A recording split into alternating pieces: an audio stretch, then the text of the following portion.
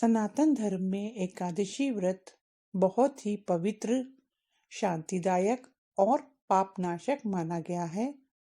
एकादशी तिथि जगत गुरु विष्णु स्वरूप है, जो समस्त पापों का नाश करने वाली है। सभी एकादशियों में नारायण के समान पुण्य फल देने का सामर्थ्य है। ये सभी अपने भक्तों की कामनाओं को पूरा कर उन्हें विष्णु लोक पहुंचाती हैं। पद्म पुराण के अनुसार परमेश्वर श्री कृष्ण ने युधिष्ठिर को एकादशी तिथि का महत्व समझाते हुए कहा कि बड़ी बड़ी दक्षिणा वाले यज्ञों से भी उतना संतोष नहीं मिलता जितना एकादशी व्रत के अनुष्ठान से मुझे प्रसन्नता मिलती है। जैसे नागों में शेषनाग, पक्षियों में गरुड़, देवताओं में श्री विष्णु और मनुष्यों में ब्राह्मण श्रेष्ठ है, उसी प्रकार संपूर्ण व्रतों में एकादशी का व्रत श्रेष्ठ और कल्याणकारी है। इस व्रत का पालन करने से शुभ फलों में वृद्धि होकर अशुभता का नाश होता है। शास्त्रों में मार्गशीर्ष माह को बड़ा ही पावन महीना माना गया है। इस महीने में शुक्ल पक्ष की मोक्षदा एकादशी का व्रत करने से नीच योनि में गए पितरों को मुक्ति मिलती है। भक्ति भाव से किए गए इस व्रत के प्रभाव से प्राणी सांसारिक बंधनों में मुक्त होकर मोक्ष को प्राप्त होता है। मोक्षदा एकादशी की कथा इस प्रकार है। श्री युधिष्ठिर ने कहा कि भगवान, आप तीनों लोगों के स्वामी, सबको संतान देने वाले और जगत के पति हैं। मैं आपको नमस्कार करता हूँ। हे देव, आप सबके हितैषी हैं, अतः मेरे संशय को दूर करके मुझे बताइए कि मार्गशीर्ष शुक्ला एकादशी का क्या नाम है, उस दिन कौन से देवता की पूजा की जाती है और उसकी विधि क्या है। भगवान, कृपया आप मेरे प्रश्नों के विस्तार पूर्वक उत्तर दें। यह सुनकर भक्त वत्सल श्री कृष्ण जी कहने लगे, हे धर्मराज, आपने बहुत ही उत्तम प्रश्न किए हैं। इनके सुनने से आपका यश संसार में फैलेगा, सो तुम सुनो। मार्गशीर्ष शुक्ला एकादशी का नाम मोक्षदा है। उस दिन दामोदर भगवान की धूप, दीप, फल आदि से भक्ति पूर्वक पूजा करनी चाहिए। अब इस विषय में मैं एक पौराणिक कथा तुमसे कहता हूँ। इस एकादशी के व्रत के प्रभाव से नरक में गए हुए माता पिता, पुत्र आदि को स्वर्ग की प्राप्ति होती है। यह कथा आप ध्यान पूर्वक एकाग्रचित होकर सुनिए। गोकुल नाम के नगर में वेखानस नाम का एक राजा राज्य करता था। उसके राज्य में चारों वेदों के ज्ञाता ब्राह्मण रहते थे। वह राजा अपनी प्रजा का पुत्रवत पालन करता था। एक समय रात्रि को सोते समय राजा ने स्वप्न में देखा कि उसका पिता नरक में पड़ा हुआ है।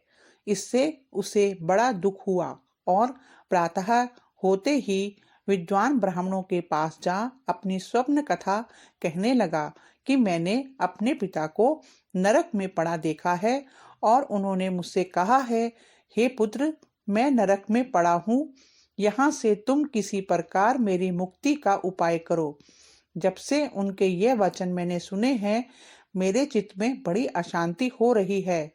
मुझे इस राज्य, धन, पुत्र, स्त्री, हाथी, घोड़े आदि में कुछ भी सुख प्रतीत नहीं होता।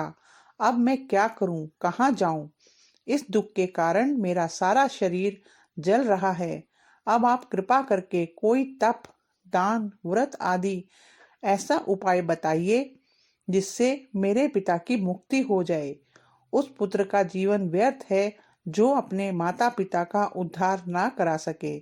एक उत्तम पुत्र को जो अपने माता पिता द्वारा पूर्वजों का उद्धार कराता है, वह 1000 मूर्ख पुत्रों से अच्छा है। जैसे एक चंद्रमा सारे जगत में प्रकाश कर देता है, परंतु हजारों तारे नहीं कर पाते हैं। राजा के ऐसे वचन सुनकर ब्राह्मण कहने लगे कि हे राजन, यहाँ समीप ही भूत, भविष्य, वर्तमान के ज्ञाता पर्वत ऋषि का आश्रम है। आपके प्रश्नों का उत्तर वे भली भांति दे सकते हैं। ऐसा सुनकर राजा मुनि के आश्रम पर गया। उस आश्रम में अनेकों शांत चित्त योगी और मुनि तपस्या कर रहे थे। उसी जगह चारों वेदों के ज्ञाता साक्षात ब्रह्मा के समान पर्वत मुनि बैठे थे। राजा ने वहां जाकर उनको प्रणाम किया। पर्वत मुनि ने राजा से कुशल पूछी। राजा ने कहा कि महाराज, आपकी कृपा से मेरे राज्य में सब कुशल है, परंतु अचानक ही एक विघ्न आ गया है, जिससे मेरे चित्त में अत्यंत अशांति हो रही है। ऐसा सुनकर पर्वत मुनि ने एक क्षण के लिए अपनी आंखें बंद की और भूत भविष्य को विचारने लगे। फिर बोले कि राजन, मैंने योग बल से तुम्हारे पिता के सब कुकर्मों को जान लिया है। उन्होंने पूर्व जन्म में कामातुर होकर एक पत्नी को रति दी थी, परंतु सौत के कहने पर दूसरी पत्नी को ऋतुदान मांगने पर भी नहीं दिया। उसी पाप कर्म के फल से तुम्हारे पिता को नरक में जाना पड़ा। तब राजा बोला कि महात्मा, मेरे पिता के उद्धार के लिए कोई उपाय बताइए। पर्वत मुनि बोले, हे राजन, आप मार्गशीर्ष शुक्ला एकादशी को उपवास करें और उस उपवास के पुण्य का अपने पिता के नाम का संकल्प कर दें। उस एकादशी के पुण्य के प्रभाव से अवश्य ही आपके पिता की मुक्ति होगी। मुनि के वचनों को सुनकर राजा अपने महल में आया और कुटुंब सहित इस मोक्षदा एकादशी का व्रत किया। उस उपवास के पुण्य को राजा ने अपने पिता को अर्पण कर दिया।